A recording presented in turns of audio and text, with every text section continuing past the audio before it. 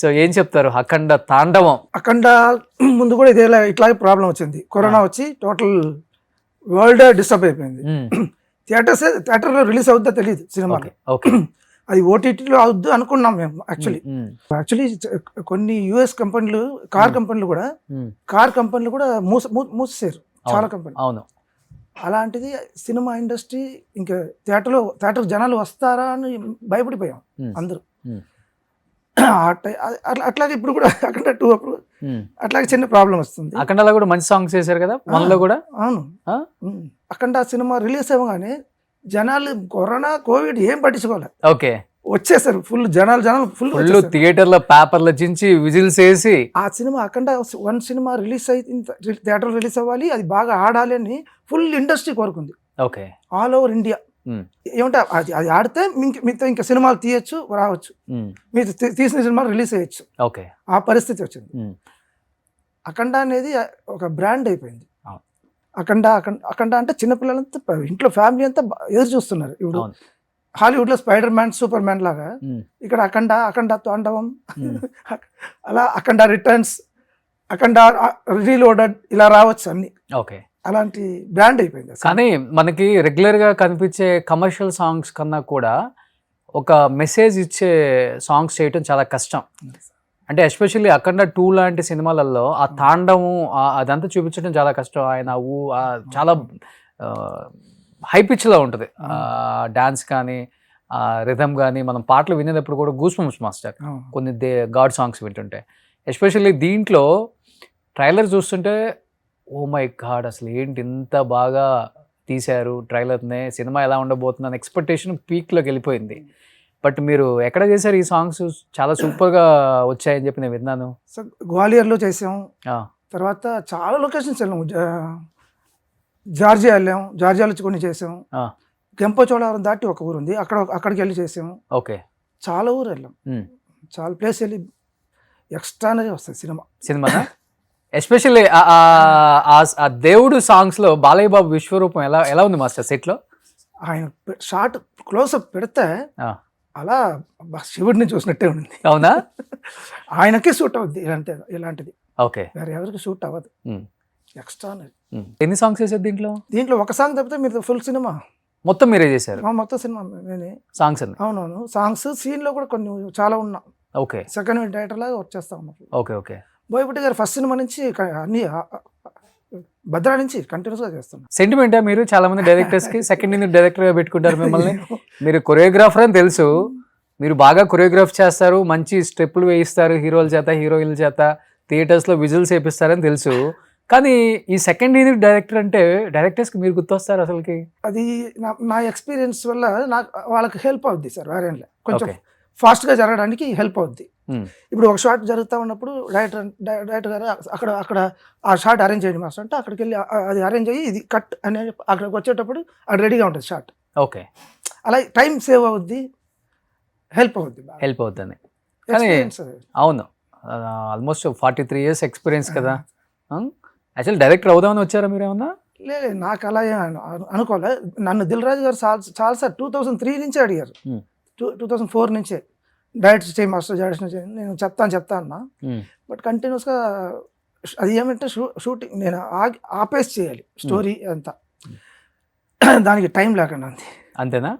Okay. Okay. నిజంగా అఖండ 2 release ఆగిపోయిందన్నప్పుడు చాలామంది emotion అయిపోయారు. ఎస్పెషల్లీ సినిమాకి సంబంధించిన టెక్నీషియన్స్, హీరో, డైరెక్టరు, ఆల్మోస్ట్ ఇంకా ఏంటి మీ ఫీలింగ్ ఏంటి ఆ డేట్ అనౌన్స్ చేసిన తర్వాత? చాలా బాధ అనిపించింది. ఏమంటే ఆడియన్స్ డిసప్పాయింట్ అయ్యారు కదా. అది ఇప్పుడు మేము అంతా కష్టపడింది ఎవరికి ఆడియన్స్ చూపించడం కోసం. వాళ్ళు చూసి ఎంజాయ్ చేస్తే మాకు అదే హ్యాపీనెస్. డబ్బులు పక్కన పెడితే అదే హ్యాపీనెస్. ఇప్పుడు అది వాళ్ళు డిసప్పాయింట్ అయ్యేటప్పటికి మాకు బాగా బాధ అనిపించింది. బట్ అదే 1లో కూడా ఇదే ప్రాబ్లం వచ్చింది. 1 ముందు కూడా కరోనా వచ్చి ప్రాబ్లం వచ్చింది. 2 ముందు చిన్న ఏదో డిస్టర్బెన్స్. ఓకే. అందరూ అనుకున్నారు అఖండ 2కి డెఫినెట్గా కొంతమంది ఇండస్ట్రీ పెద్దలు ముందుకు వచ్చి దీన్ని షార్ట్అవుట్ చేస్తారు అనుకున్నారు. కానీ ఎవరు దీన్ని గట్టిగా నిలబడి బాలయ్య బాబు కోసం, లేకపోతే అఖండ 2 టేబుల్ ప్రాఫిట్ సినిమా అని అందరికీ తెలుసు. సినిమా సూపర్ డూపర్ హిట్ అవ్వబోతుందని అందరికీ తెలుసు. దాదాపు 200 కోట్ల పైగా బడ్జెట్ అన్నారు.